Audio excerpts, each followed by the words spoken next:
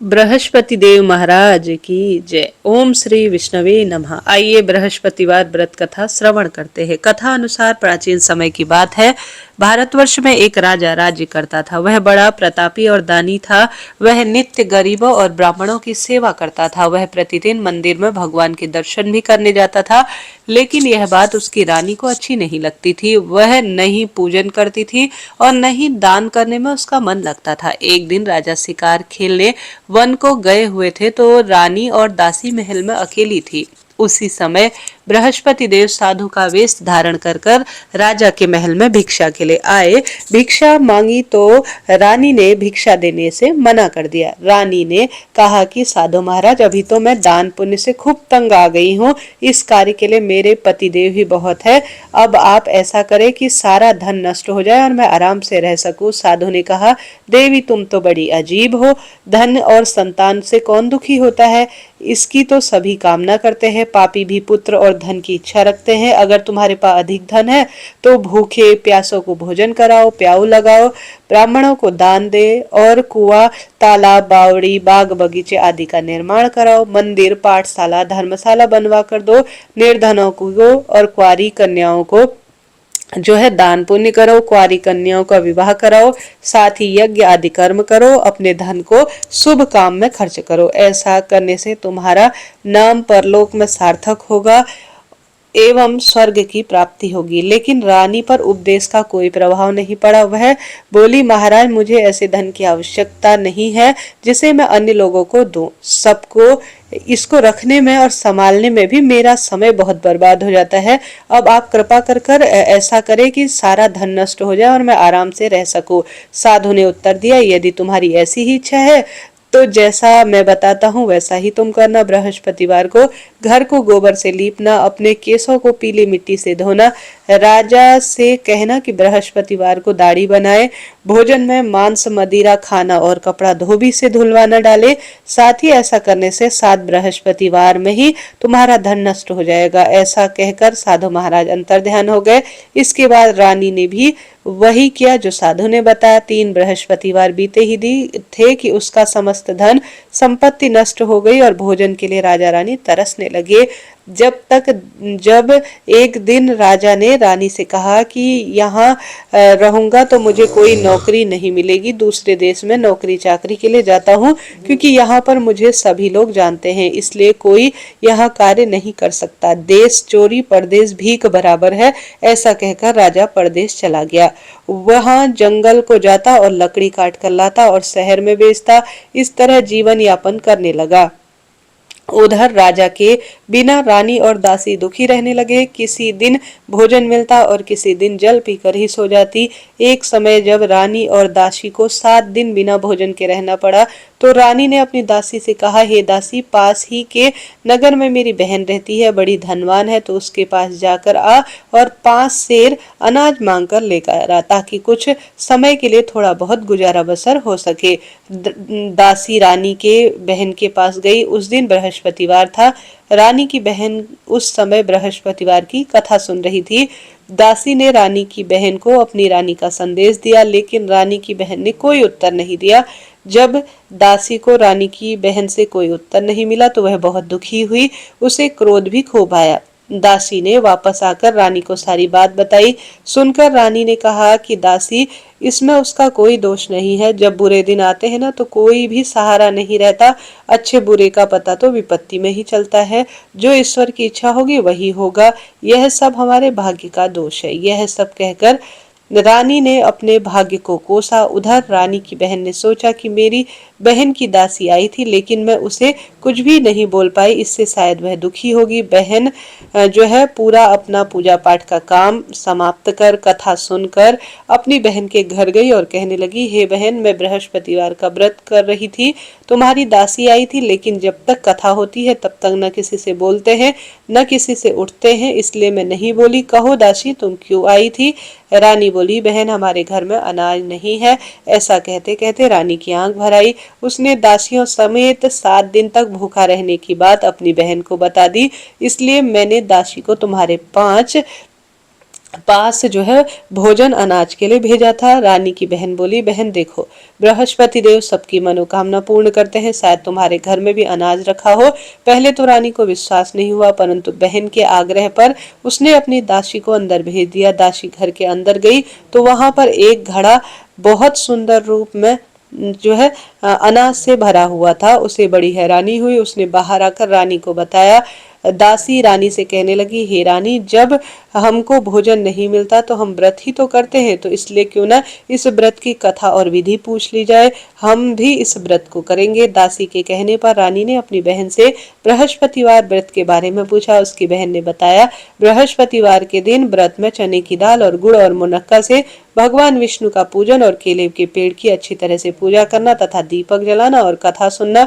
उस दिन एक ही समय भोजन करना, भोजन में पीले खाद्य पदार्थ का सेवन करना, इससे गुरु भगवान प्रसन्न होते हैं और पुत्र, अन्न और धन के वरदान देते हैं, साथ ही सभी मनोकामना भी पूर्ण करते हैं। व्रत और पूजन की विधि बताकर रानी की बहन अपने घर लौट आई। रानी और दासी दोनों ने विश्वास से बृहस्पति देव का पूजन करेंगे ऐसा मन में निश्चय किया।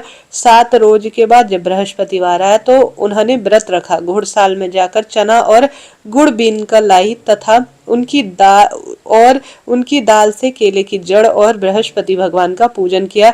अब पीला भोजन कहाँ से आए? दोनों बड़ी दुखी हुई, परंतु उन्होंने व्रत किया, इससे बृहस्पति देव प्रसन्न थे। एक साधारण व्यक्ति के रूप में वह दोनों थालों में पीला भोजन लेकर आए और दासी को देकर बोले, हे दासी, यह भोजन तुम्हारे और तुम्हारी रानी के लिए है, तुम इसे ग्रहण करो। दासी भोजन पाकर प्रसन्न हुई। उसने रानी से कहा, चलो रानी जी भोजन कर लो, परंतु रानी को भोजन आने के बारे में कुछ भी पता नहीं था, इसलिए उसने कहा, तू जा भोजन कर ले, क्यों व्यर्थ में हमारी हंसी उड़ाती है। तब दासी ने कहा, एक व्यक्ति भोजन दे गया है। तब रानी ने कहा, वह व्यक्ति तेरे लिए ही भोजन दे गया होगा, तू ही भोजन कर ले। तब दासी ने कहा, वह व्यक्ति हम दोनों के लिए थालों में भोजन सुंदर रूप में पीले रंग का दे गया है, इसलिए मैं और आप दोनों ही साथ साथ भोजन करेंगे। यह सुनकर रानी बहुत प्रसन्न हुई और दोनों ने गुरु भगवान को नमस्कार कर कर भोजन किया। इसके बाद से वे प्रत्येक गुरुवार को गुरु भगवान का व्रत करती और पूजन करती। बृहस्पति भगवान की कृपा से उनके पास धन हो गया, लेकिन रानी फिर पहले की तरह आलस्य करने लगी। जब दासी बोली, देखो रानी, तुम पहले भी ऐसे आलस्य करती थी, तुम्हें धन रखने में कष्ट होता था, इस कारण सभी धन नष्ट हो गया। अब गुरु भगवान की कृपा से धन मिला है तो फिर तुम्हें आलस आ रहा है। बड़ी मुसीबत के बाद हमने यह धन पाया है, इसलिए हमें दान पुण्य करना चाहिए। अब तुम भूखे मनुष्यों को भोजन कराओ, प्याऊ लगवाओ, ब्राह्मणों को दान दो, कुआ बावड़ी, तालाब और बाग बगीचे आदि का निर्माण कराओ, मंदिर, पाठशाला और धर्मशाला बनवा कर दो, निर्धनों की कुंवारी कन्याओं का विवाह कराओ, साथ ही यज्ञ आदि के कर्म करो। अपने जो है धन को शुभ काम में खर्च करो, जिससे तुम्हारे कुल का यश बढ़े और स्वर्ग की प्राप्ति हो और पितृ भी प्रसन्न हो। दासी की बात सुनकर रानी शुभ कर्म करने लगी, उसका यश फैल गया। एक दिन रानी और दासी आपस में विचार करने लगी कि न जाने राजा किस दशा में होंगे, उनकी कोई खोज खबर भी नहीं है। उन्होंने श्रद्धा पूर्वक बृहस्पति भगवान से प्रार्थना की कि राजा कहीं भी हो, शीघ्र वापस आए। उसी रात्रि को बृहस्पति देव ने राजा को स्वप्न में दर्शन दिए, कहा, हे राजा उठो, तुम्हारी रानी तुम्हें याद कर रही है, अपने देश की ओर लौट जाओ। राजा प्रातःकाल उठा और जंगल से लकड़ी काटने के लिए जंगल की ओर चल पड़ा। जंगल में गुजरते हुए विचार आया कि रानी की गलती से उसको कितने दुख भोगने पड़े, राजपाट छोड़कर जंगल में आकर जो है रहना पड़ा, जंगल से लकड़ी काटकर शहर में बेचकर गुजारा करना पड़ा और अपनी दशा को याद कर कर वह व्याकुल होने लगा। उसी समय राजा के पास बृहस्पति देव साधु के वेश में आए और बोले, लकड़हारे, तुम इस सुनसान जंगल में किस चिंता में बैठे हो, मुझे बताओ। यह सुनकर राजा ने नेत्रों में आंसू भर लिए। साधु की वंदना कर राजा ने अपनी संपूर्ण कहानी सुना दी। महात्मा दयालु होते हैं। वे राजा से बोले, हे राजा, तुम्हारी पत्नी ने बृहस्पति देव की प्रति खूब जो है अपराध किया है, जिसके कारण तुम्हारी यह दशा हुई। अब तुम चिंता मत करो, भगवान तुम्हें पहले से अधिक धन देंगे। देखो, तुम्हारी पत्नी ने बृहस्पतिवार का व्रत शुरू कर दिया है, अब तुम भी बृहस्पतिवार के दिन चने और गुड़ का दाल और मुनक्का से जो है सुंदर रूप में भगवान विष्णु का पूजन करो। पेड़ की जड़ का पूजन करो, दीपक जलाकर कथा सुनो। उस दिन एक ही समय भोजन करना, लेकिन भोजन में पीले पदार्थ का सेवन जरूर करना। भगवान तुम्हारी सब कामना पूर्ण करेंगे। साधु की बात सुनकर राजा बोला, हे प्रभु, लकड़ी बेचकर तो इतना पैसा नहीं बचता जिससे भोजन के उपरांत कुछ बचा सकूं। मैंने रात्रि में अपनी रानी को व्याकुल देखा है, परंतु मेरे पास कोई साधन नहीं है जिससे उसकी खोज खबर मैं ले सकूं। फिर भी मैं आपसे पूछता हूँ, कौन सी कहानी सुनूं, यह भी मुझको मालूम नहीं है। साधु ने कहा, राजा, मन में बृहस्पति भगवान के व्रत का निश्चय करो, वह स्वयं तुम्हारे लिए कोई राह बना देंगे। बृहस्पतिवार के दिन तुम रोजाना की तरह लकड़ियां लेकर शहर में जाना। तुम्हें रोज से दुगना धन मिलेगा, जिससे तुम भली भांति भोजन कर लाओ तथा बृहस्पति देव की पूजा का सामान भी इससे आ जाएगा। राजा ने ऐसा ही किया और उनको मनवांछित फल की प्राप्ति हो गई। इस प्रकार जो भी यह कथा सुनता है उसकी सब मनोकामना तुरंत पूर्ण हो जाती है। इसके पश्चात राजा बृहस्पति देव की आज्ञा अनुसार अपने नगर की ओर चल दिया। राजा जब अपने नगर के निकट पहुंचा तो उसे बड़ा आश्चर्य हुआ। नगर में पहले से अधिक बाग, तालाब, कुएं और बहुत सुंदर धर्मशाला इत्यादि मंदिर बने हुए थे। राजा ने पूछा, यह किसका बाग और धर्मशाला है? तब नगर के लोगों ने कहा, यह सब रानी और बांदी के हैं। तो राजा को बड़ा आश्चर्य हुआ और गुस्सा भी आया। जब रानी ने यह खबर सुनी कि राजा आ रहे हैं तो उन्होंने बांदी से कहा, हे दासी, देख, राजा हमको पहले कितनी बुरी अवस्था में छोड़कर गए थे। हमारी ऐसी हालत देखकर कहीं वह लौट ना जाए, इसलिए तो दरवाजे पर खड़ी हो जा। आज्ञा अनुसार दासी दरवाजे पर खड़ी हो गई। राजा आए तो उन्हें अपने साथ अंदर ले आई। तब राजा ने क्रोध करके अपनी रानी से पूछा, यह धन तुम्हें कैसे प्राप्त हुआ? तब उन्होंने कहा, हमें यह सब धन बृहस्पति देव के व्रत के प्रभाव से प्राप्त हुआ। राजा ने निश्चय कर लिया अब तो कि रोज 7 दिन जो है वह नियम से बृहस्पति देव भगवान का पूजन करते, परंतु वह एक नियम से अद्भुत रूप में पूजन करते। दिन में 3-3 बार रोज कहानी कहते, रोज जो है व्रत उपवास का संकल्प लेकर। अब हर समय राजा के दुपट्टे में चने की दाल बंधी रहती तथा दिन में 3 बार वह नियम से बृहस्पति देव की कथा सुनते और पढ़ते। एक रोज राजा ने विचार किया कि चलो अपनी बहन के यहाँ हो जाएं, अर्थात जाकर आए। इस तरह निश्चय कर राजा घोड़े पर सवार होकर अपनी बहन के यहाँ को चल दिए। मार्ग में उसने देखा कुछ आदमी एक मुर्दे को ले जा रहे हैं। उन्हें रोककर राजा ने कहा, अरे भाइयों, मेरी बृहस्पतिवार की कथा सुन लो। वे बोले, हमारा तो आदमी मरा जा रहा है। परंतु कुछ आदमी बोले, अच्छा कहो, हम तुम्हारी कथा भी सुन लेंगे। राजा ने तुरंत दाल निकाली और जब कथा अधूरी ही हुई थी कि मुर्दा हिलने लगा और तब कथा समाप्त हो गई। तब राम राम कहता हुआ मनुष्य अर्थात मुर्दा उठकर खड़ा हो गया। आगे मार्ग में उसे एक किसान खेत में हल चलाता हुआ मिला। राजा ने उसे देखा और उससे बोला, अरे भैया, तुम मेरी बृहस्पतिवार की कथा सुन लो ना। किसान बोला, जब तक तेरी कथा सुनूंगा तब तक तो मैं 4 हल जोत लूंगा। जा अपनी कथा किसी और को सुना। इस तरह राजा आगे चलने लगा। राजा के हटते ही बैल पछाड़ खाकर गिर गए और किसान के पेट में बड़ी जोरदार दर्द होने लगा। उस समय उसकी माँ रोटी लेकर आई। उसने जब देखा तो अपने पुत्र की इस हाल के लिए पूछा तो बुढ़िया माई दौड़ी दौड़ी उस घुड़सवार के पास गई और माफी मांगने लगी और बोली कि बेटा, अपनी कथा मुझे सुना दे, चल मेरे खेत में चलकर अपनी कथा बता। राजा ने बुढ़िया के खेत पर जाकर कथा कही, जिसको सुनते ही उसके बैल खड़े हो गए और किसान के पेट का दर्द बंद हो गया। राजा अपनी बहन के घर पहुंचा। बहन ने भाई की खूब मेहमान नवाजी की। दूसरे दिन प्रातःकाल राजा जगा तो वह देखता है कि सब लोग भोजन कर रहे हैं। राजा ने अपनी बहन से कहा, ऐसा कोई मनुष्य है जिसने भोजन नहीं किया है? मेरी बृहस्पतिवार की कथा सुन ले। बहन बोली, भैया, यह देश तो ऐसा है कि पहले यहाँ भोजन करते हैं, बाद में कोई अन्य काम जो है फिर भी मैं पड़ोस में देख आऊंगी। ऐसा कहकर चली गई, परंतु कोई भी व्यक्ति ऐसा नहीं मिला जिसने भोजन नहीं किया हो। अतः वह एक कुम्हार के घर में गई जिसमें लड़का उसका बहुत बीमार था। उसे मालूम हुआ कि वहां 3-4 दिन से किसी ने भोजन नहीं किया है। रानी ने अपने भाई से कहा, वहां जो है कथा तुम्हारी सुनने के लिए कोई ना कोई तैयार हो जाएगा। तो चने की दाल लेकर राजा उनके घर गया।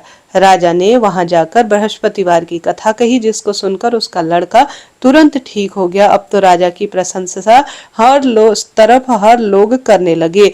एक रोज राजा ने अपनी बहन से कहा कि बहन, अब हम दोनों चल हमारे घर चलते हैं, तुम भी तैयार हो जाओ। राजा की बहन ने अपनी सास से कहा। सास ने कहा, हाँ चली जा, परंतु अपने लड़के को मत ले जाना, क्योंकि तेरे भाई के अभी कोई औलाद नहीं है। बहन ने अपने भैया से कहा कि भैया, मैं तो चलूंगी पर बालक नहीं जाएगा। राजा बोला, जब बालक नहीं जाएगा तो तू क्या करेगी चलकर। बड़े भारी मन से राजा अपने नगर की ओर लौट आए। राजा ने अपनी रानी से कहा, हम निर्वंशी हैं, हमारा मुंह देखने का कोई धर्म नहीं है, और कुछ भी भोजन नहीं किया और खूब उदास हो गया। रानी बोली, हे प्रभु, बृहस्पति देव ने हमें सब कुछ दिया है, हमें औलाद भी अवश्य देंगे।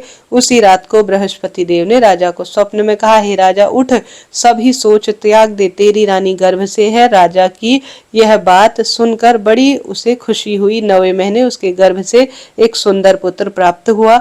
तब राजा बोला, हे रानी, स्त्री बिना भोजन के रह सकती, परंतु बिना कहे कोई भी बात रह नहीं सकती। जब मेरी बहन आए तो तुम उसे कुछ भी मत कहना। रानी ने सुनकर हाँ भर दी। जब राजा की बहन ने यह समाचार सुना तो वह खुशी से दौड़ी दौड़ी बधाई लेने के लिए आई और अपने भाई के यहाँ आकर बोली। तभी रानी तुरंत जो है चिढ़कर कहने लगी, घोड़ा चढ़कर तो नहीं आई, गधा चढ़कर आई है शायद। राजा की बहन बोली, भाभी, मैं इस प्रकार नहीं कहती ना, तो तुम्हें आज पुत्र औलाद रूप में नहीं मिलती। बृहस्पति देव ऐसे हैं, जैसे जिसके मन में जो कामना है सभी की मनोकामना तुरंत पूर्ण करते हैं। जो सद्भावना पूर्वक बृहस्पतिवार का व्रत करता है, कथा पढ़ता है और सुनता सुनाता है, दूसरों को भी श्रेष्ठ रूप में इसका ज्ञान देता है, बृहस्पति देव उसके सब मनोकामना पूर्ण करना। बोलिए बृहस्पति देव भगवान की जय। हे बृहस्पति देव भगवान, जैसे आपने राजा रानी और उनकी कथा का गुणगान किया, सभी की इच्छा पूर्ण करी, सभी को सुंदर रूप में उनकी मनोकामना पूर्ण करना। बोलिए बृहस्पति देव भगवान की जय। जय जय श्री राधे श्याम। बृहस्पति देव भगवान की आरती। ओम जय बृहस्पति देवा, प्रभु जय बृहस्पति देवा, छिन छिन भोग लगाऊं, कदली फल मेवा। ओम जय बृहस्पति देवा, तुम पूर्ण परमात्मा, तुम अंतर्यामी, स्वामी तुम अंतर्यामी। जगत पिता जगदीश्वर, तुम सबके स्वामी। ओम जय बृहस्पति देवा, चरणामृत निज निर्मल, सब पातक हरता, प्रभु सब पातक हरता। सकल मनोरथ दायक, कृपा करो भरता। ओम जय बृहस्पति देवा, जय जय बृहस्पति देवा। तन मन धन अर्पण कर, जो जन शरण पड़े, प्रभु जो जन शरण पड़े। प्रभु प्रकट तब होकर, आकर द्वार खड़े। ओम जय बृहस्पति देवा, जय जय बृहस्पति देवा। दीन दयाल दयानिधि, भक्तन हितकारी, प्रभु भक्तन हितकारी। पाप दोष सब हरता, भव बंधन हारी। ओम जय बृहस्पति देवा, जय जय बृहस्पति देवा। सकल मनोरथ दायक, सब संकट हारो, प्रभु सब संशय हारो। विषय विकार मिटाओ, संतन सुखकारी। ओम जय बृहस्पति देवा, जय जय बृहस्पति देवा। जो कोई आरती तेरी प्रेम सहित गावे, प्रभु प्रेम सहित गावे। जेठानंदन आनंदन कर, सो निश्चय पावे। ओम जय बृहस्पति देवा, जय जय बृहस्पति देवा। सब प्रेम से बोलिए विष्णु भगवान की जय। बोलो बृहस्पति देव भगवान की जय। प्रिय श्रोताजनों, इस तरह से यह बृहस्पतिवार व्रत की आरती जो मैं स्वयं पढ़ती हूँ और साथ ही यह जो कथा मेरी पुस्तक में वर्णित है संपूर्ण रूप से जो श्रेष्ठ है मैंने आपको सुनाई, आपने सुनी, आपका धन्यवाद और आभार। जरा सा भी वीडियो उपयोगी रही हो तो राधे राधे लिखें।